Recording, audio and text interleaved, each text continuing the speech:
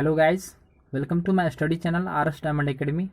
How are you guys? I feel that you will also very fine. Guys, today I would like to study about the important topic of mathematics, compound interest. So if you visit in my channel on first time, so please subscribe my channel and press the bell icon also. मैं आप लोग को बताना चाहूँगा, अगर आप मेरे channel पे फर्स्ट टाइम है तो प्लीज़ चैनल को सब्सक्राइब कर ले और बेल आइकन को भी दबा ले, ताकि आज आप लोग के सामने मैं के एम यादव कंपाउंड इंटरेस्ट, जिसे हिंदी में कहते हैं चक्रवृद्धि ब्याज के कुछ ऐसे कॉन्सेप्ट को लेकर के आया हूँ। खासकर आप जब कभी भी चक्रवृद्धि ब्याज का सवाल बनाते हैं तो उस समय आप लोगों को कैलकुलेशन वेस्ट ये क्वेश्चंस होती है, और खासकर कैलकुलेशन वेस्ट क्वेश्चन से बहुत ही ज़्यादा समय इसमें जो है हम लोग को इंगेज होता है। तो आज हम लोग एक ऐसे कॉन्सेप्ट को देखेंगे, एक ऐसे जादुई ट्रिक्स को देखेंगे जिसके माध्यम से हम लोग कंपाउंड इंटरेस्ट को चुटकी बजाते हुए हल कर सकते हैं। चाहे वो 2 वर्ष का दिया रहे, 3 वर्ष का दिया रहे, 4 वर्ष का दिया रहे, 5 वर्ष का दिया रहे, 6 वर्ष का दिया रहे, तो कितने भी वर्षों का अगर दिया रहे तो आप आसानी से इसे हल कर सकते हैं। बशर्ते आपको कैलकुलेशन बहुत कम करना है, बहुत ही कम समय में, मात्र आप इसे 10 से 15 सेकेंड में किसी भी क्वेश्चन को आप हल कर सकते हैं। बशर्ते ये आपका जादुई ट्रिक्स आपको ऑलरेडी जो है ये आपको थोड़ा सा जो है यहाँ पे समझना आपको जरूरी हो जाता। तो चलिए, so let's go to the point of topic guys. सबसे पहले हम लोग जानेंगे कंपाउंड इंटरेस्ट। खासकर इसे जब बेसिक कॉन्सेप्ट इसके बारे में हम लोग जानते हैं तो कंपाउंड इंटरेस्ट को हिंदी में कहते हैं चक्रवृद्धि ब्याज। और जब कभी भी चक्रवृद्धि ब्याज हम लोग बनाते हैं तो हम लोग वो वाला सूत्र लगाते हैं, P/1 + R/100 और इंटू टाइम जो होता है वो वाला लगाते हैं। लेकिन हम लोग आज प्रयास ये करेंगे कि वो सूत्रों को छोड़ करके एक ऐसे कॉन्सेप्ट को देखें जिसके माध्यम से आसानी से हम लोग बना सके। तो सबसे पहले हम लोग यहाँ पे क्या करेंगे, एक क्वेश्चंस को हम लोग यहाँ पे रिटर्न करेंगे। जैसे कि मान चलिए 5000, सपोज डेट एक क्वेश्चन है कि P का वैल्यू है 5000। यहाँ पे P का वैल्यू 5000 है और R यहाँ पे 10% दिया हुआ है, और खासकर टाइम जो है यहाँ पे 2 ईयर्स है। तो इसे कह रहा कि find the value of S I. अगर यहाँ पे क्वेश्चन आपको दिया रहे कि find the value of S I, find the value of S I simple interest हो गया, और खासकर यहाँ पे सी आई हम लोग को फाइंड आउट करना है, तो यहाँ पे हम लोग दे देंगे सी आई मतलब कंपाउंड इंटरेस्ट। तो इस टाइप के क्वेश्चंस को बनाने के लिए हम लोग पहले वाला फार्मूला का, पहले वाला जो खासकर जिस पे हम लोग बनाते तो उसका प्रयोग न करके एक ऐसे कॉन्सेप्ट को देखेंगे जिसके माध्यम से आसानी से हम लोग इसे बना सकें। तो देखिए, सबसे पहले मैं आप लोगों को बताना चाहूँगा इस क्वेश्चंस को बनाने के लिए क्या करेंगे हम लोग। सबसे पहले एक रेशियो हम लोग बनाएंगे। जैसे 2 वर्ष का पूछा जा रहा है तो 2 वर्ष का रेशियो होता है 2:1। और एक चीज़ मैं आप लोग को और बताना चाहूँगा, खासकर सी आई और एस आई का जो होता है 1 वर्ष का ब्याज, 1 वर्ष का अगर साधारण ब्याज पूछा जाएगा और 1 वर्ष का चक्रवृद्धि ब्याज पूछा जाएगा, तो इन दोनों ब्याजों में किसी प्रकार का अंतर नहीं होता है। लेकिन 1 वर्ष के, इसके अलावा अगर 2 वर्ष का हो जाएगा तो डिफरेंस ऑलरेडी होगा, 3 ईयर्स का होगा तो डिफरेंस होगा। लेकिन 1 ईयर्स का सी आई और 1 ईयर्स का एस आई दोनों का वैल्यू बिल्कुल समान होता है, बिल्कुल इक्वल टू होता है। तो 1 ईयर्स का ओनली। लेकिन यहाँ पे हम लोग 2 वर्ष का दिया हुआ, इसको हम लोग क्या करेंगे, एक रेशियो में आप लोग को बताना चाहूँगा। जैसे 2 वर्ष का, जब कभी भी आप लोग को 2 वर्ष का चक्रवृद्धि ब्याज अगर निकालना रहे, 2 वर्ष का अगर सी आई फाइंड आउट करना रहे, तो इसका रेशियो आप याद कर लीजिए 2:1 होता है। इसी तरीके से 3 वर्ष का अगर पूछा जाएगा तो जैसे 2 वर्ष का था तो हम लोगों ने 2 दिया, 3 वर्ष है तो 3 देंगे। उसके बाद इसको आप ऐड कर लीजिए 2 1 3 और लास्ट में 1 डालना, तो ये आपका 3 वर्ष का हो गया। फिर 4 वर्ष का अगर फाइंड आउट करना है तो सबसे पहले आप यहाँ पे 4 दे दीजिए। उसके बाद दोनों को ऐड कर लीजिए 3 3 6, फिर यहाँ पे इसको ऐड कर लेंगे 3 1 4 और लास्ट में 1 को डाल देना।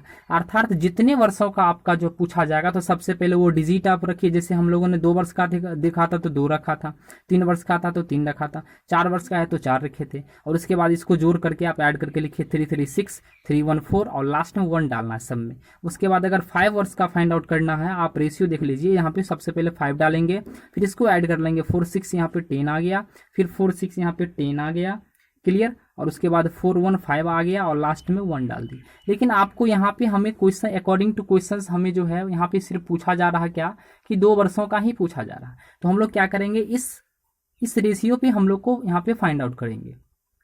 ये मैंने आप लोग को समझाने के लिए बताया था। अगर 3 वर्ष का पूछा जाएगा तो ये रेशियो हम लोग पुट करेंगे, 4 वर्ष का पूछा जाएगा तो ये रेशियो पुट करेंगे, और 5 ईयर्स का पूछा जाएगा तो ये रेशियो। इसके अलावा भी अगर आप 6 वर्ष का पूछा जा रहा है तो 6 वर्ष का आप रेशियो फाइंड आउट कर सकते हैं। लेकिन बनाने का तरीका मैं आपको सिखाऊंगा कि क्वेश्चन हमारा था कि यहाँ पे पी का वैल्यू 5000 है, आर का वैल्यू रेट 10% है, और टाइम यहाँ पे 2 ईयर्स है। इसका हमें सी आई फाइंड आउट करना है। तो सी आई अगर फाइंड आउट करना है तो हम लोग ये वाला 2 वर्ष वाला ये यहाँ पे हम लोग जो है रेशियो यहाँ पे लगाएंगे। अर्थात जैसे यहाँ पे सॉल्व कैसे करेंगे, 5000 था, 5000 का सबसे पहले 2 रेशियो, पहले यहाँ पे 10% आप इसका निकाल लीजिए। 10% जो ही हम लोग निकालेंगे 10% इसका, तो यहाँ पे 0000 कैंसिल हो गया, अर्थात यहाँ पे 500 आ गया। क्लियर, 500 आ गया। फिर 500 का आप 10% फाइंड आउट कर लीजिए। तो 500 का 10% हम लोग फाइंड आउट करेंगे तो यहाँ पे आ जाएगा आपको 50।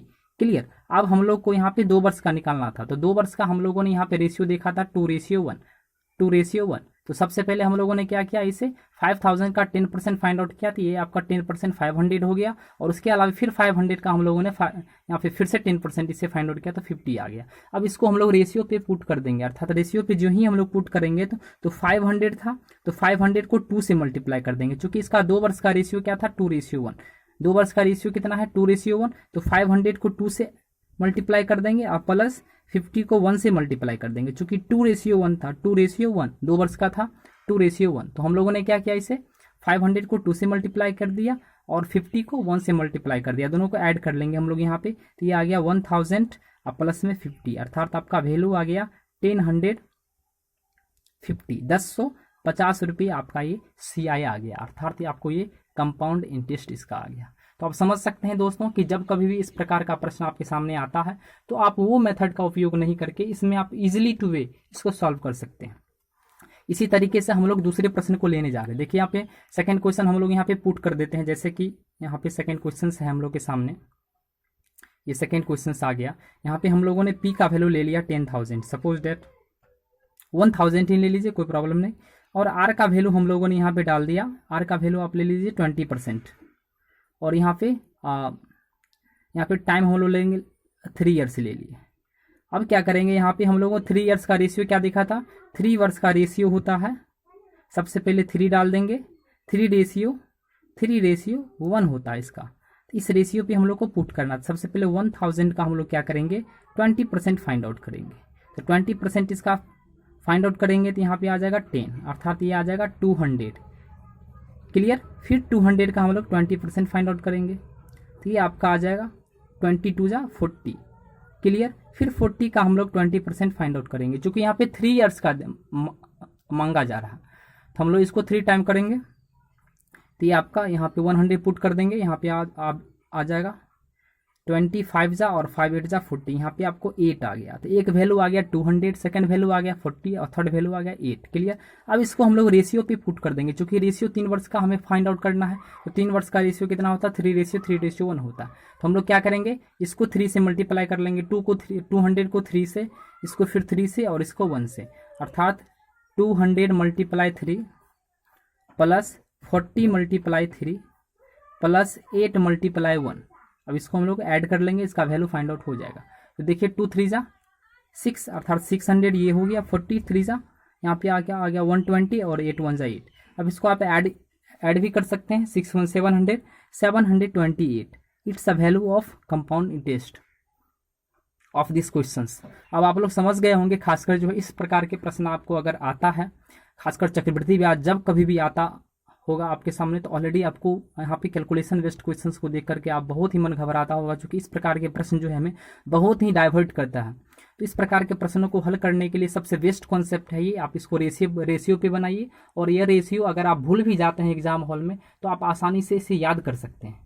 आसानी से ऐसे आप इसको कर सकते हैं, चूंकि 2 वर्षों का हम लोगों ने बताया था 2:1 होता है। इसी तरीके से 3 वर्ष का निकालना होगा तो पहले 3 डाल देंगे, फिर 2 1, फिर 3 हो गया और लास्ट में 1 पुट कर देंगे। 4 वर्ष का निकालना होगा तो 4 डाल देंगे पहले, 3 3 6, फिर 3 1 4 और लास्ट में 1 डाल देंगे। अर्थात अगर आप भूल भी जाते हैं इसका रेशियो तो आसानी से आप एग्जाम हॉल में भी इसके रेशियो को आप निकाल सकते हैं और इस पर क्वेश्चन आप जो है बना सकते हैं। तो हम लोगों ने आज देखा कि अगर आप चक्रवृद्धि ब्याज बनाना चाहते हैं तो इस प्रकार के प्रश्नों अगर आपको परेशान कर रहा तो ऑलरेडी जो है यह कॉन्सेप्ट आपके लिए बेस्ट यूजफुल होगा। सो इसीलिए आज आज का क्लास बस यहीं तक, अगले वीडियो में पुनः हम लोग मिलेंगे। धन्यवाद। अगर आप मेरे चैनल को फर्स्ट टाइम विजिट कर रहे हैं तो प्लीज़ चैनल को सब्सक्राइब कर ले और साथ ही बेल आइकन को भी दबा ले। धन्यवाद।